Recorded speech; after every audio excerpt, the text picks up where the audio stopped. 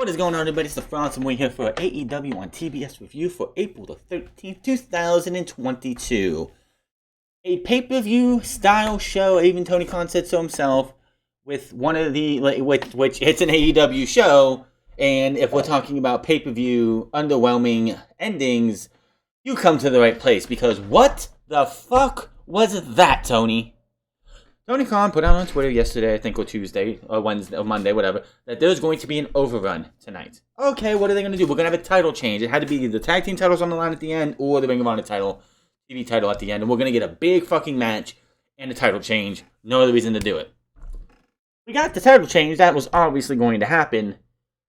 But after the match, we got one of the most underwhelming Dark Order attacking the Elite on the final episode of 2019-esque beatdown of Samoa Joe, who is a new Ring of Honor TV champion. But they introduced their own Great Khali 2.0 in Satam Singh.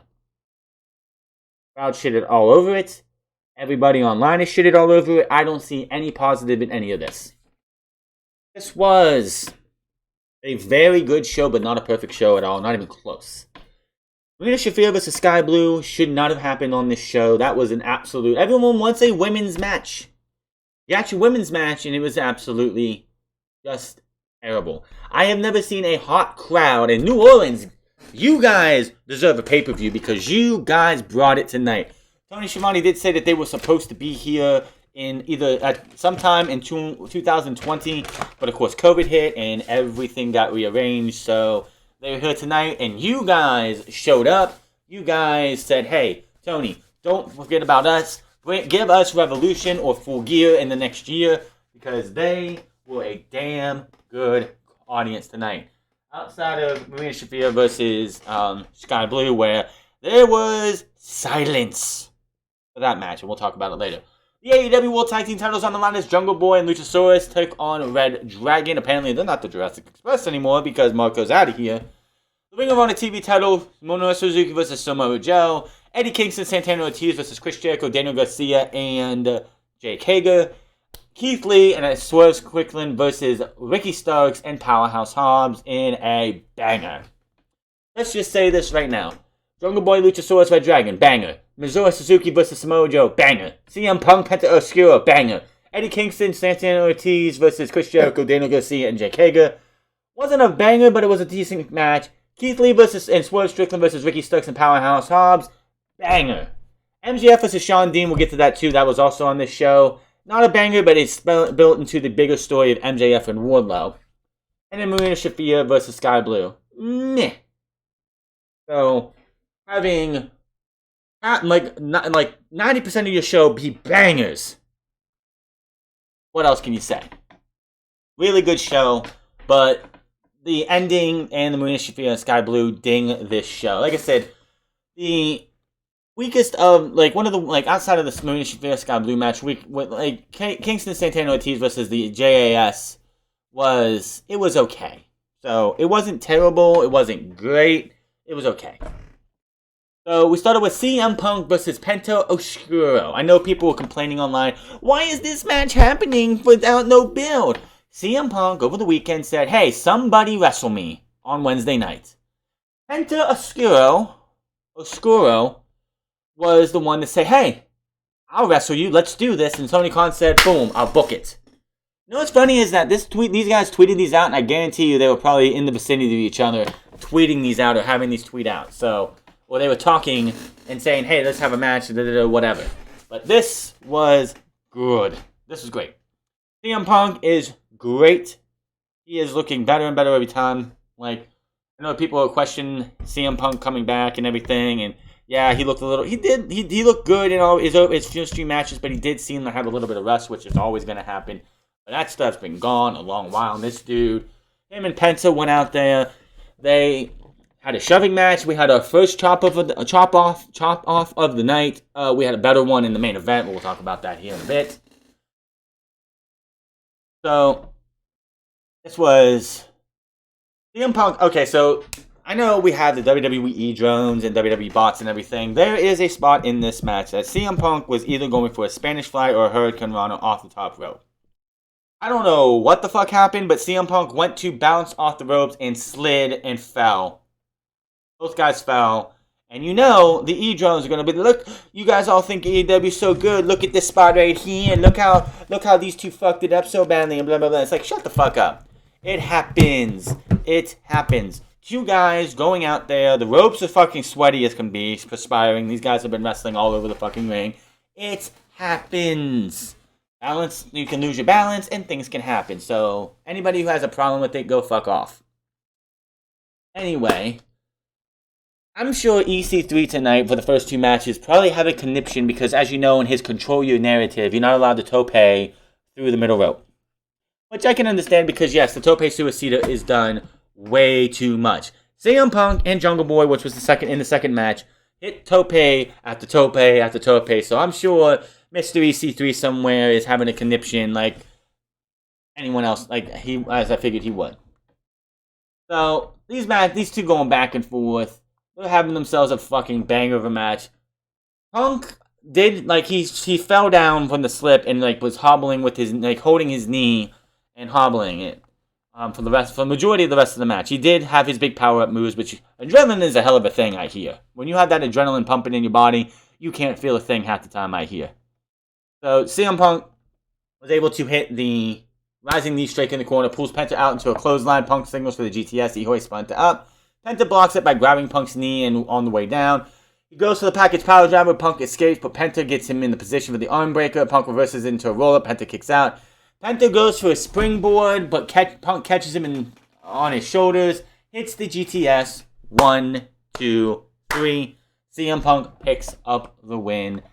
And Penta and CM Punk were in the top 5 going into this match. So CM Punk is probably in prime position after Adam Cole loses on Friday to win, not win, but be in the AEW World Title picture.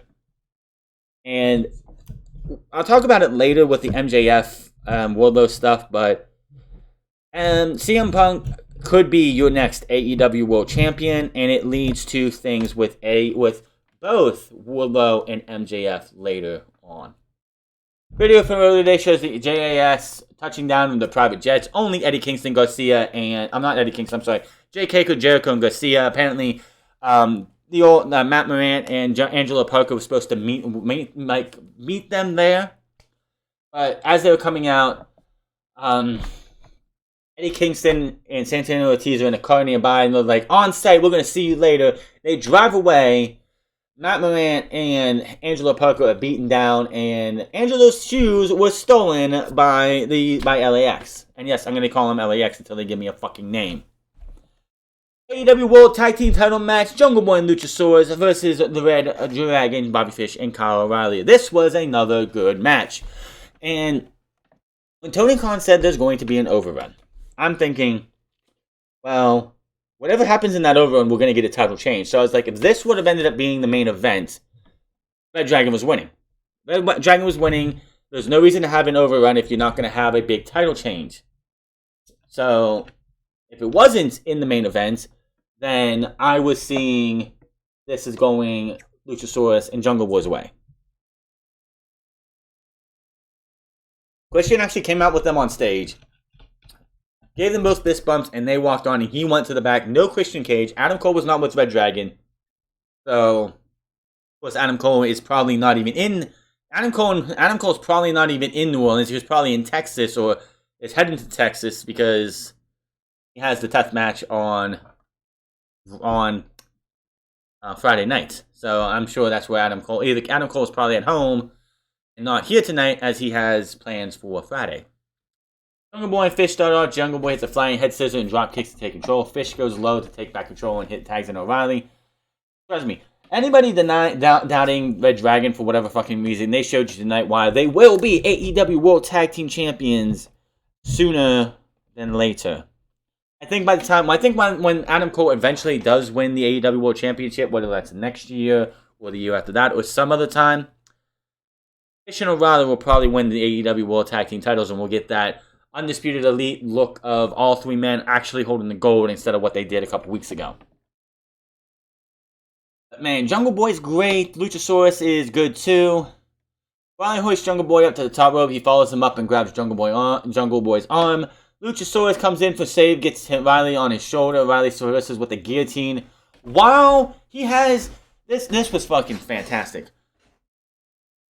Kyle O'Reilly has Luchasaurus in a guillotine. Luchasaurus is standing there, hunched over while he's in the guillotine. Bobby Fish has Jungle Boy up on the top rope, hits a avalanche falcon arrow over these guys to the mat, and I'm like, that's gonna be it. 1, 2, Luchasaurus picks up O'Reilly and tosses him into the pin. What a way to break that up. That was fucking amazing. The first of a couple amazing shots tonight. Riley and Luchasaurus trade strikes in the middle of the ring. Jungle Boy steps in but is taken down by Fish. Jungle Boy hits a swinging DDT to take down O'Reilly. They hit the Thoracic Express. Out of nowhere, 1, 2, 3. Luchasaurus and Jungle Boy retain their championships. After the match, O'Reilly comes in and sneak attacks Luchasaurus in the leg with a chair.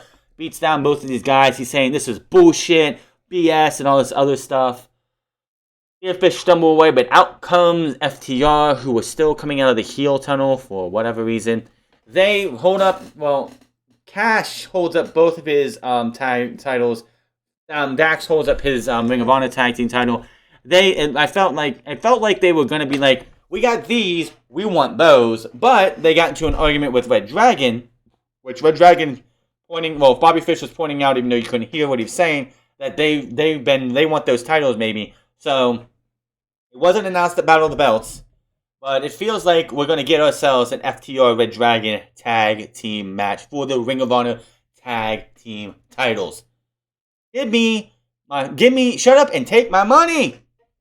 Could that happen at the Revolution pay-per-view? Could that happen in a couple weeks? Who knows? But I think that's where we're going. I don't know who is going to be facing the Jurassic Express for the tag team titles at the pay-per-view, but we'll have to wait and see. Blackpool Combat Club will face the Gun Club on Friday. Moxley says the Gun Club is a bunch of goofs, and then they need less of those in AEW. Wheeler Yuta says, Friday, the real work begins. And yes, Wheeler Yuta is a part of the Blackpool Combat Club, has his title, has the Blackpool Combat Club shirt on. Regal is just fucking happy that he's got these 3 men to go out there and show you what they're going to do. No other spoilers tonight because the Rampage show is going to be live from Texas, which Texas is really becoming the second state for AEW. They've been in Texas a lot this year alone. Ronnie is once again with Jamie Hayter and Tony Storm. We are told they will meet. That the fans wanted this, and we don't know the brackets yet. We don't know everyone who's going to be in there. We're going to have a qualifier match on Friday, and then a qualifier match next Wednesday with one of the shittiest wrestlers who's ever been women's champion, which we'll talk about that here in a minute. But the fans wanted it, and Tony Khan is giving us Jamie Hayter versus Tony Storm, first round of the Owen Hart Foundation Women's Tournament. That's great that we're getting the match. We're guaranteed the match because it's in the opening round. But this feels like this should be a semifinals or finals. These two are great. Sad that one of them is going to be out, but I'm sure Toni Storm will be in a match longer than she was in the entire Queen's Crown tournament. I bet you Toni Storm versus Jamie Hayter will last longer than the entire Queen's Crown tournament first round or finals. Just saying. I think it might even last longer than the entire Queen's Crown tournament combined. Which I would find very fucking hilarious. Jamie Hayter says that she wants the match more than us, more than Tony Khan. That they've had history. They have similar upbringings. They've both made their names in Japan, worked in Japan, and became who they are in Japan and everywhere else. And that it's all going to stop in the Owen Hart Cup because she's going to win and she's going to break Toni Storm's face. She's like, what do you got, nothing to say? Toni just walks away with a big smirk on her face like, I'll do my talking in the ring. She didn't say that, but she's pretty much saying, I'm going to do my talking in the ring. You can talk all the shit you want, but I'll show you in the ring. Captain Sean Dean versus MJF. If everybody remembers, on the first Wednesday of the year, which was January 5th, MJF was booked to take on Sean Dean. Before that match could even happen, CM Punk runs down, chases off MJF, and then beats up Shawn Dean, giving Shawn Dean the first win over MJF in 2022. Last week, Shawn Spears had Shawn Dean dead to rights and was having him beat. When Wardlow showed up, Shawn Dean got the roll-up pin 1-2-3, and Shawn Dean was 2-0 against MJF and the Pinnacle of whoever's left of the Pinnacle, which I don't think FTR really is. So this week, Shawn Dean came out looking like he was ready for combat, wearing some war paint, a black beret, and had his military garb on, took it off, and was ready for the fight. MJF comes out. He's got a jacket on. He doesn't have his robe on. He has a jacket on, and he's just struggling. He can't get the jacket off. Tony Schiavone and fucking Excalibur and JR are laughing about all this. He has Shawn Spears come over to try and get it done. He can't get it done. Runs over and attacks Shawn Dean from behind. And he goes, "Hey, it was just fucking with you." Which the commentary fell for it as usual. That's just how it works. He gets one move in. And then he beats him up a bit. Stands on the top turnbuckle and just celebrates. We go to the back. We see the camera. We see a camera go backstage and see a bunch of security men taken out. One was shirtless. I wonder where that shirt could be. MJF starts sends Dean to the outside, whips him into the ringside barricade, throws him back to the ring, poses on the barricade. We see a security man with a cap and a face mask on, because we still have COVID people. And dude walks up, takes the cap off, takes the mask off. It's Wardlow. You just need to borrow a security guy's shirt. MJF turns around, freaks the fuck out, pisses his tights, runs into the ring, runs out, and he brings the security out. Wardlow's beating up the security, and eventually they get enough to hold him down. MJF's trying to get away around Wardlow or attack Wardlow, but he can't get there. Meanwhile, Bryce Remsburg is counting him, gets to 9. Fucking MJF's like, whoa. Before you count to 10, whatever Tony Khan is paying you, I will triple it. Just do not count to 10. Bryce puts his hands down and is just like, ring the bell, 10, it's over. Shawn Dean is 2-0 against MJF. Here's the thing about this. Captain Shawn Dean is a VIP, he's a VIP on Dark.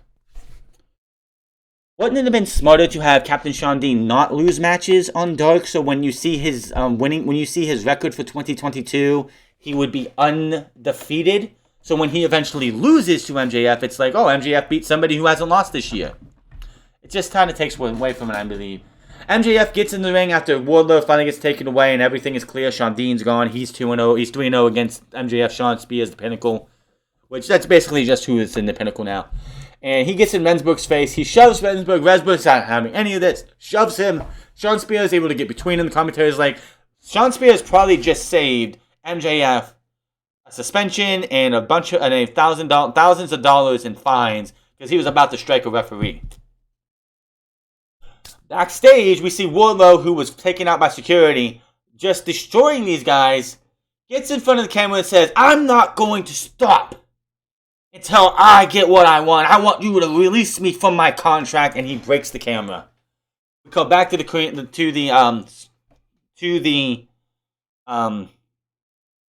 ring. MJF and Shawn Spears look like they're terrified. They look so terrified and just, they don't know what to do. So, this is just perfect. I'm loving every single thing they are doing with MJF and Wardlow. I don't know when this is going to be. I don't know when the match is going to happen. It's got to be a Double or Nothing. Wardlow has to fight MJF to get his contract released. That's the only way I can see this. Now, so we have more of this in a little bit. Get a video vignette from Darby Allin, who skateboards through the streets. He tells Andrade he's going to put a nail in it and we see the frame of a coffin that looks like it hasn't had the wood added to it. And he says, "Coffin match," and shoves it down. That match is going to be happening next week. Unfortunately for Darby, I'm pretty sure he should be losing to Andrade. Andrade does not need me to losing a coffin match. It's going to be a damn good match, but yeah, coffin match, that needs to go to Andrade. Get a pretty good quarter of message for video from Malachi Black, who's pretty much just wanting to kill Fuego del Sol. He goes from Cody to Death Triangle to Fuego. I love Malachi, but they gotta be doing more with him, man. I just feel like no Buddy Matthews or Brody King in this, just Malachi. So it's like, this is what you're doing with Malachi. He's dealing with Fuego del Sol. I love me some Fuego. The only thing I can think is that if they want to try and keep, Sammy as the big babyface or anything, which he wants to be a babyface, and him and Tay Conti, if they actually think the fans actually love them in this role right now, he's fucking delusional as shit. The only thing I can see is Sammy standing up for his friend Fuego, and we get Fuego versus Sammy Guevara. Chris Jericho, the Jericho Entertainment, it should be the Jericho Entertainment Society, I'm sorry. But before Judas starts playing, if you ever watch the old WWF Monday Night Raws, up until the Attitude Era, they would have a video play. It says, for over 60 years, the WWF is the revolutionary leader in sports entertainment. So, we have the JAS logo and Matt Morant voice saying, for the Jericho Appreciation Society, for 5 weeks, being the revolutionary force of sports entertainment. I laughed so fucking hard. That was so great. I think that's just fantastic. That's just awesome. You gotta be saying it every single time too. I mean, everything they're doing with the JAS is just fantastic.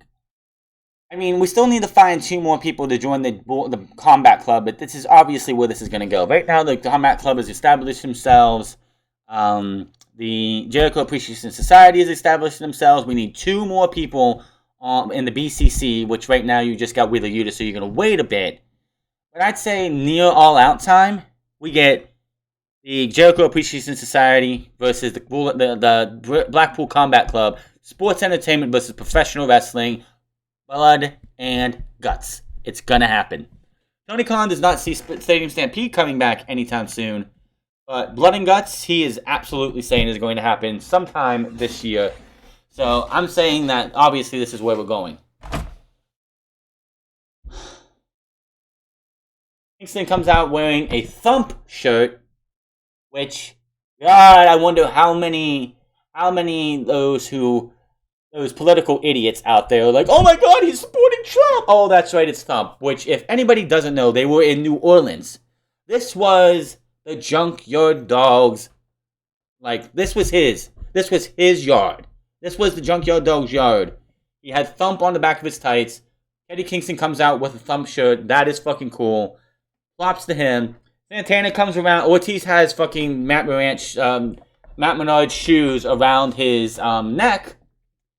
And it's like, someone was like not understanding why Santana, why they would beat these guys up and steal their shoes. They're thugs from fucking New York. It happens all the goddamn time, I'm sure. I don't know, I'm not from New York, but it's portrayed like that in TV and movies, I know, stolen shoes and shit, They're thugs from New York.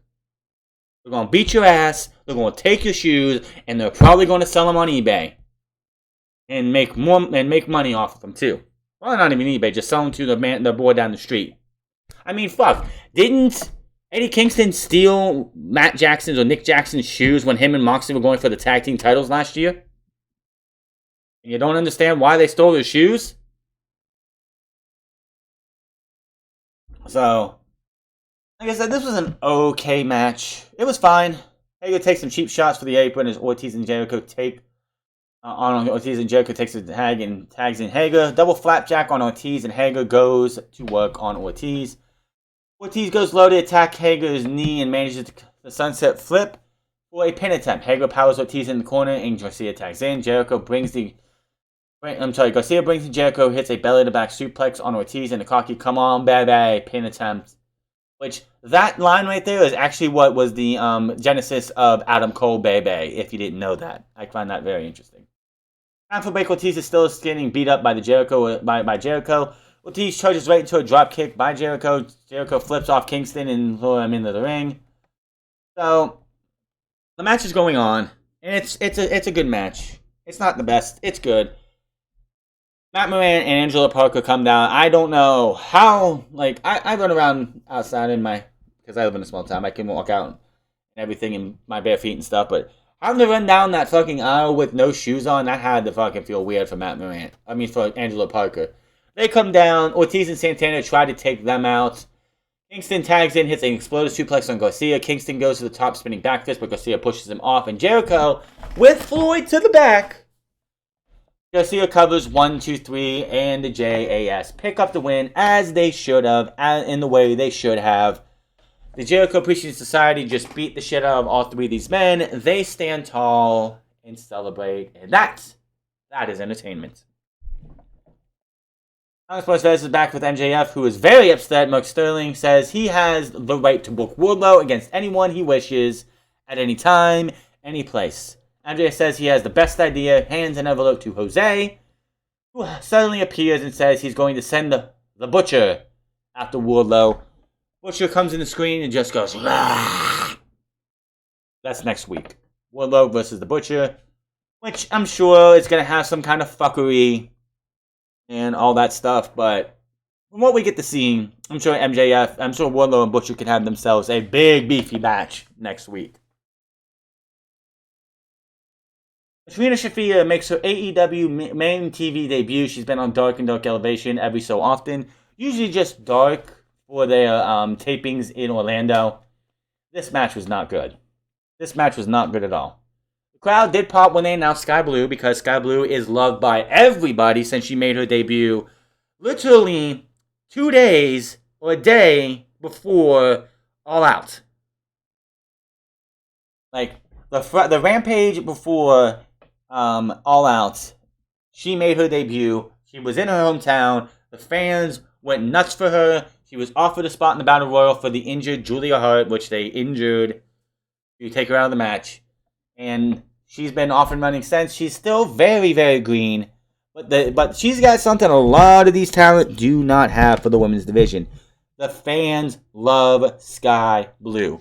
The fans have loved Sky Blue since the day she stepped into an AEW ring. Yes, being in her hometown helped that. She had a big super...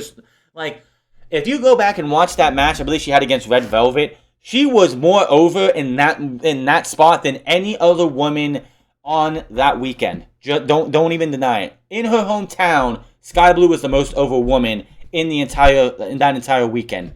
Not the champion, not the challenger, Chris Statlander. Nobody else on that weekend was more over than Sky Blue. And it got her a fucking job at AEW. Someone said they should sign Sky Blue. She was signed, I think, in August or September or October. She's been All Elite in AEW for a while. They show us backstage as Mark Sterling, taking notes while Jay Cargill's sitting there in an ugly-looking onesie, just checking her phone, checking on her, and then we see the baddie section.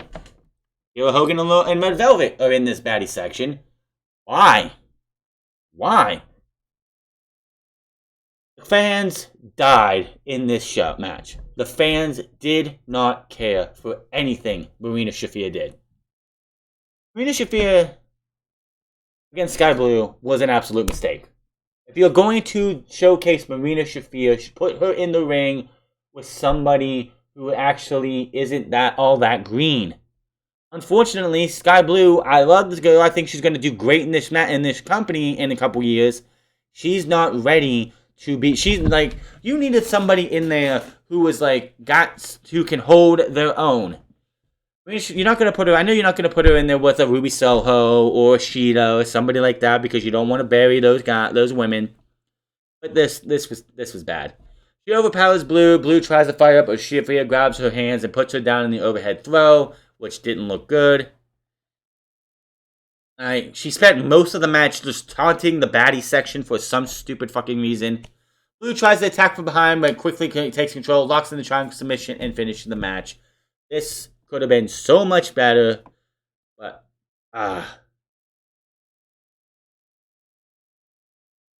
yeah, I don't even know. I don't know what Tony should I remember Rhea Shafir in NXT. No, she was fucking terrible then. And if this is what we're gonna see with her versus Jade Cargill, holy shit, it's gonna be worse than the Faker versus Nyla Rose, which was an absolute dumpster fire of a match. I'm like you have Maria Shafir,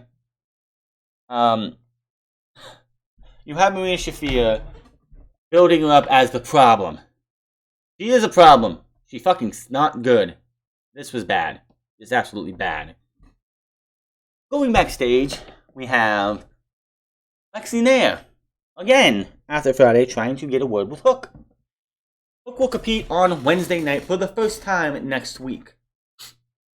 Before he can say anything, Tony Nese and Mark Sterling stroll in. Hook gets up, and they didn't announce it's Tony Nese versus Hook, but that figures where they're going with this. And basically, they just want to, they wanted an interview. Mark Sterling says, of course you would do Hook when you should not, what you should be. And Tony Nese is like, yeah. Of course they're not going to interview somebody who worked their ass off. They're just going to interview somebody whose daddy got them a job. They back away. Danhausen in his workout housing attire, trying to curse Hook again. Hook has a medicine ball, a small medicine ball or something, just throws it backwards and knocks Danhausen over. I think we're leading. I don't know if we're leading to Danhausen versus Hook, but I don't know. Back from break, we check in the TNT champion Scorpio Sky, Ethan Page, and Dan Lambert. Sky has defended the TNT title against Sammy Guevara at Battle of the Belts too. I'm not the only one who probably thinks this, but why does it feel like Sky is the TNT champion, but he's third wheel in this group? You got Dan Lambert, who is the heat magnet. You got Ethan Page, who talks the most, and then you got Scorpio Sky. It feels like Scorpio Sky they should drop Scorpio Sky and put the TNT title on, should have put the TNT title on Ethan Page. I don't know, it's just, this seems like they are absolutely, I don't know. Going into that first TNT title match, the TNT title match was fine. It was fine. Scorpio Sky has the coldest undefeated streak I think I have ever seen.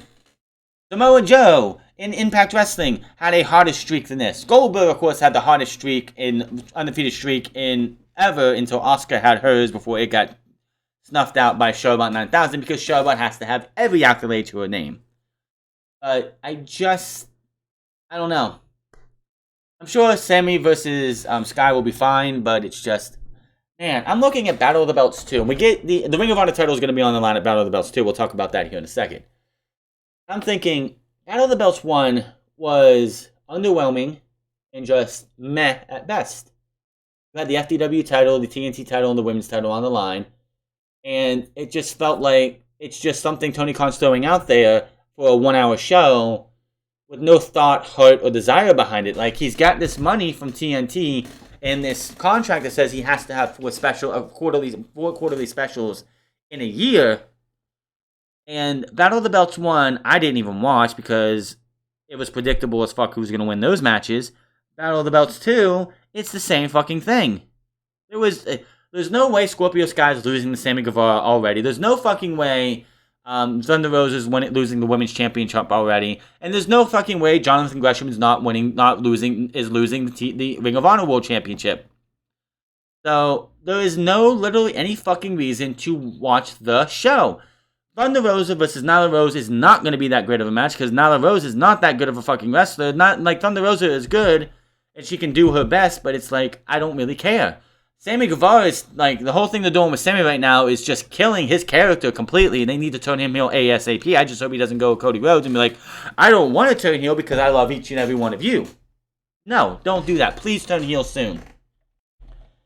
And then, the only match that even has any intrigue is the Ring of Honor World title, which, by the way, they show Jonathan Gresham in the graphic only holding the original championship belt, and I like that. I never liked when Cody introduced the version that Bandito came out with, the big gold and with a small little. I never liked that one. I did not like that. The championship before that was fine, but I like the Ring of Honor Championship, the original Ring of Honor World Championship. Not every championship needs to be a big piece of gold. I know, yes, that's what everyone sees it should be. But Ring of Honor, it fits Ring of Honor better to have this version of the championship. Just me. Ricky Starks and Powerhouse Hobbs versus Keith Lee and Swerve Strickland. This was pretty fucking good, and Ricky Starks got the big, huge baby face pop, even though he's supposed to be a heel. Everything Ricky Starks did in this match, the crowd loved. He could have went in there and stabbed both of these boys, and I guarantee you this crowd was gonna go fucking bananas for Ricky Starks. Ricky Starks in the all white, black, and a little bit of gold gear. Awesome shit. Spot of the night. Keith Lee is. It's before we go to picture in picture. Ricky Starks and Hobbs are on the outside. Keith Lee tags in Swerve, and he stands there, like, his back to the ropes, bending his neck back and everything. Swerve jumps off bolts himself off, up, with his feet, hitting Keith Lee and backflipping and doing a moonsault to Team Taz on the outside. What the fuck? I've seen everything now. I swear. I thought I've seen everything, and then I saw that. Holy shit, that was a holy shit moment. People overuse the holy shit moment, and a lot of times people say holy shit, it doesn't warrant it. That was a holy shit moment because, I mean, dudes, I know I know that Keith Lee is a big dude, but I didn't think he was going to be a springboard to somebody like that. My goodness. Now, after they come back to commercial break, Team Taz is not looking like they're doing too well. Taz walks down, and I'm thinking, what's going on here? Why is Taz here? Like, he never comes down and watches these matches. I'm almost surprised. Why isn't he on commentary? He comes down, and I'm thinking, is Swerve or Keith Lee joining Team Taz? Are we going to get the Swerve and have one of these, like, no pun intended, and one of these guys is going to turn on the other, and we're going to get a Team Taz, like, threesome again? No, basically what he did is he tripped up Keith Lee. Keith Lee eats a spine buster, 1, 2, 3, and that is that. You know, it would have been something if Starks would have been able to lift Lee up into the Rochambeau, but it wasn't going to happen. Now, I know a lot of people who are into the whole culture thing is going to like look at this match and see you had Ricky Starks, who is half black, Powerhouse Hobbs, Keith Lee, Swerve Strickland, and the referee were all black men having a match in Junkyard Dog's yard. I bet you some like Junkyard Dog somewhere in the afterlife or wherever is smiling at this right here. It was a banger too. Overall, damn good match. And obviously this is not over with. You're not gonna have the heels, which the only thing I would have changed was have Ricky Starks get hit, like the trip happen and Ricky Starks hit a spear and get the pin in the win. It's his home fucking town, and you had Powerhouse Hobbs get the win. That's just me. That's what I would have done. I would have had Ricky Starks get the win. Obviously, they're going to have the Team Taz win this. You're not going to have somebody you're trying to build up like Ricky Starks lose in his hometown. Now I know the pundits online, the E-Drones, are going to be like, oh my god, you're burying Keith Lee. Again, this isn't over yet. That's not the end of this chapter. I'm sure it won't be on the pay-per-view, but I'm sure we're going to see a rematch between these two teams. Probably on the way to Double or Nothing, or we're going to get a tag team match. Maybe the next match, Keith Lee and Swerve win, and then the third one is happening at the pay-per-view. I don't know. We'll have to wait and see. So, special start time this Saturday, AEW Rampage. We had the Texas Death Match, Hangman Page versus Adam Cole. Gun Club versus the Blackpool Combat Club, and Ruby Soho versus Robin Reddingane. And a problem I'm having with the qualifiers of the women's tournament. I mean, yes, Samoa Joe versus Max Caster, you knew Samoa Joe was winning. But the women's division, the women's qualifiers have been so predictable. You knew Sheeta was going to win. You knew Toni Storm was going to win. You knew Jamie Hayter was going to win. You know Ruby Soho is going to win. You know that the dumb bitch on fucking Wednesday is going to win. at least they announced a match on Wednesday for the men's. That is so fucking unpredictable. I don't know which way they're going to go. Battle of the Belts 2. Women's Champion Thunder Rosa versus Nyla Rose. And it's the main event for some reason. Scorpio Sky versus Sammy Guevara for the TNT Championship. And Jonathan Gresham will defend the Ring of Honor World Championship versus Dalton Castle. Okay. That should be your main event. I'm just saying. That's just me. But that is your Battle of the Belts. And again, it's very fucking predictable. Thunder Rosa, Scorpio Sky, and Jonathan Gresham are all going to win. If this is like Dalton Castle being confirmed for Ring of Honor still, that is a good thing. I know a lot of people who are Ring of Honor fans and Ring of Honor lifers, or people who have watched Ring of Honor for the last 5 years or so, they love themselves some Dalton Castle. Please hire Joe Hendry, man. I'll start watching a lot more Ring of Honor with Joe Hendry. Joe Hendry is one of my faves from WCPW and Flash Defiant. He's a very multi-talented heel/babyface. Wednesday night next week, Wardlow versus The Butcher. Hooks makes his debut. The Faker returns in her hometown versus Danielle Kamela, who was Aaliyah's partner in NXT. I don't remember the fucking name. Kyle O'Reilly versus Jungle Boy. The most unpredictable Owen Hart Foundation tournament qualifier we've had. That match can go either way. Plain and simple. Will Jungle Boy... This could also be what Christian... I mean, a lot of people were predicting it since last year. One of these days, Christian Cage is going to turn on Jungle Boy and Luchasaurus. It could be on Wednesday. And it feels like they were supposed to do the heel turn and the heel turn on that first Wednesday night show on the championship match where Jurassic Express won the tag team titles. But Phoenix's injury, they called an audible, and of course they won the tag team titles because you can't have the tag team titles on an injured person. But it's one of those things where it's like you just feel like they're going to have a turn, and it's going to be Jungle Boy versus Christian Cage very, very soon. Darby Allin versus Andrade El Idolo in a coffin match. Tony Khan will make a huge announcement, which a lot of people are predicting it's got to be the Ring of Honor TV deal. We have something for Ring of Honor. It's either that or the streaming service, which, honestly, if I'm thinking about this, Tony Khan going out on TV and announcing a streaming service is not a huge announcement. Yes, it's a big deal, but that's what Twitter's for. That's what YouTube's for. You could have a fucking, you could say something about a streaming service in one of the media scrums that they do after one of these pay-per-views. The huge announcement was Ring of Honor. This time it's got to be Ring of Honor, TV, and all that.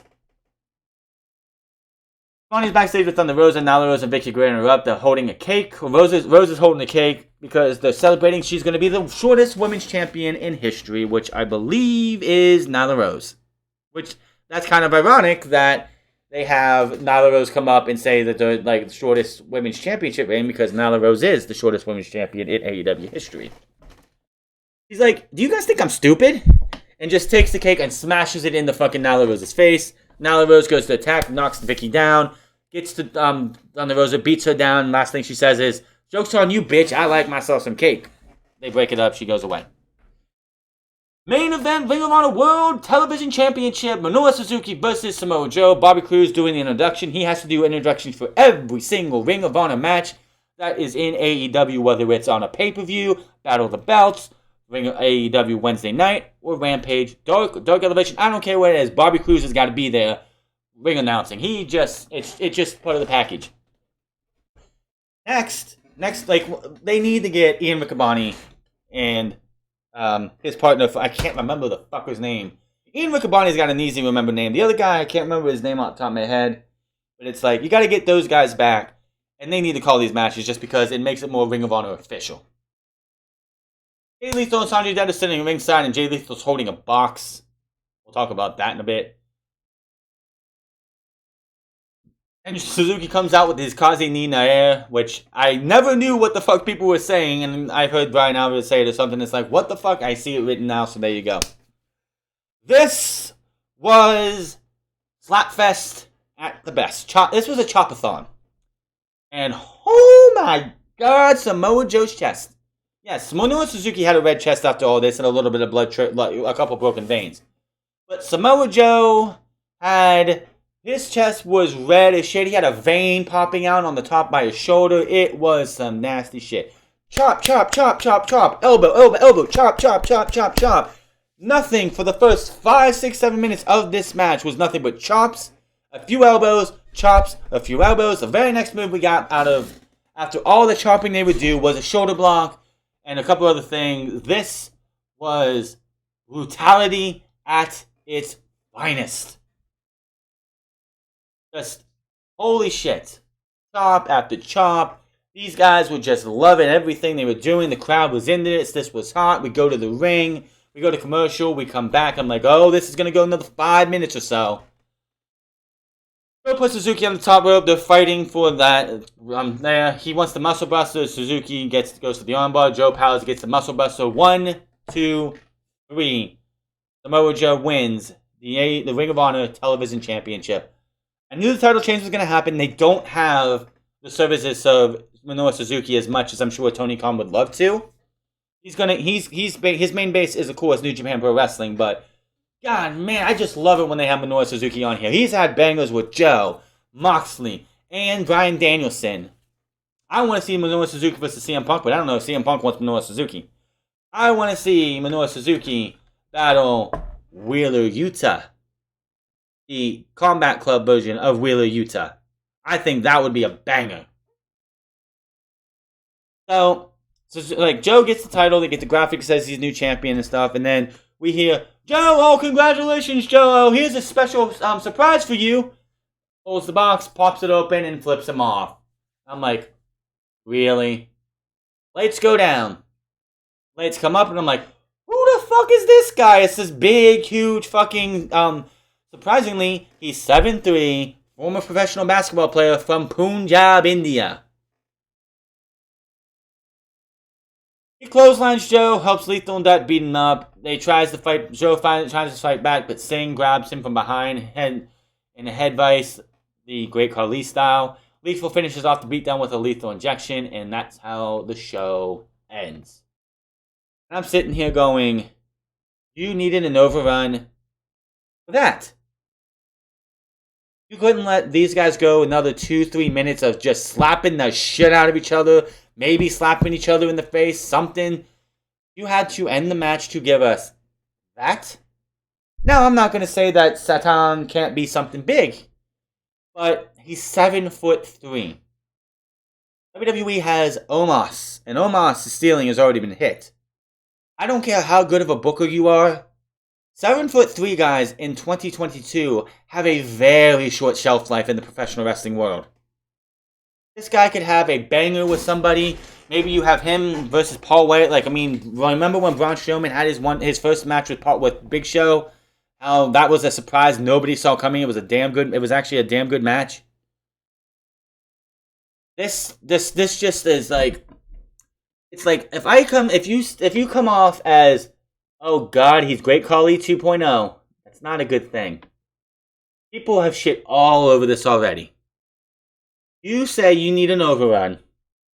That was the overrun. You needed an overrun for a shitty debut like that.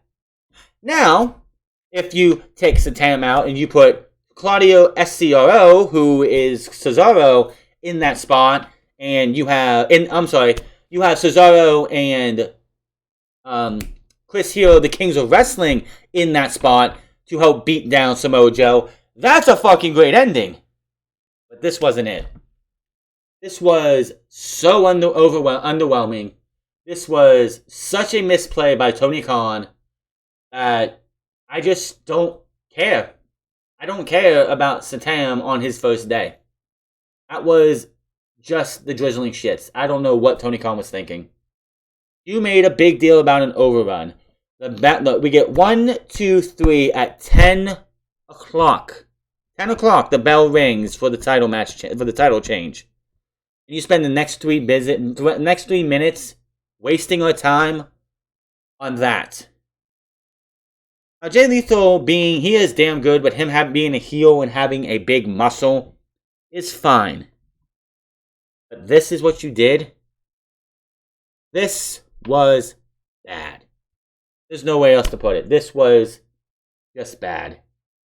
I have not been I have not felt bad or underwhelming about a finish to Wednesday night since the old version of the Dark Order beatdown, which was Uno and Grayson and a bunch of creepers beating down the Elite, and you had that guy who wasn't punching Dustin, it was missing, and everyone fucking ripped him about it. This is on that level. I'm sorry, but Tony, you failed on this one. This was bad. The rest of the show, outside of Marina Shafir and Sky Blue and this dog shit ending, was fantastic. A bunch of bangers, and it's like, god damn, you're running, like, the one biggest problem with AEW is they're running through dream matches over and over. CM Punk versus Penta could have been something. If CM Punk was to win the world title, that could have been a world title match. Gave it away today. I mean, there's still many, many more dream matches to go, but they have gone through so much. And it's like, god damn, how many more dream matches could you have left? This was, like, setting the fans home happy. And I don't know if they're doing anything after the show, but you've got to do something after the show, because if fans are leaving on that note, you left a bad taste in everyone's mouth. I don't know what else to say. I want to hear somebody tell me in the comment section below how they can justify that. That was bad. You should never try, like, I don't care how big the dude is. I don't care how much Sanjay Dutt's been teaching him in the ring. Guys at 7'3" do not have long shelf lives in professional wrestling. This guy has a short ceiling. He's not going to do much. The fact that, like, he's not going to be a world champion. He shouldn't be the TNT champion. He's going to be Jay Lethal's muscle until Jay Lethal gets, until he turns on Jay Lethal, or Jay Lethal turns on him. And that's it. It's just, I don't see this going very far. This was the most WWE ending to AEW in almost in 3.5 years. That's bad. That is your AEW review for April 13th, 2022. Hit that subscribe button, comment down below, like or dislike this video. Find me on Minds of the France Club, find me on twitch.tv/The France Club, and find me on Instagram at The France Club. And I'll see you guys on Friday for Rampage, then SmackDown. And honestly, I feel bad. Like, they gotta do, if they're gonna do Battle of the Belts the same night as Rampage, they're taping it, you gotta do Rampage, Dark, then Battle of the Belts. Because if you have that Texas death match happen, and you go, we're gonna go straight into Battle of the Belts, you're gonna have to do some editing, because Battle of the Belts is it's gonna hurt Battle of the Belts. But I'll see you guys then. You all have a good one.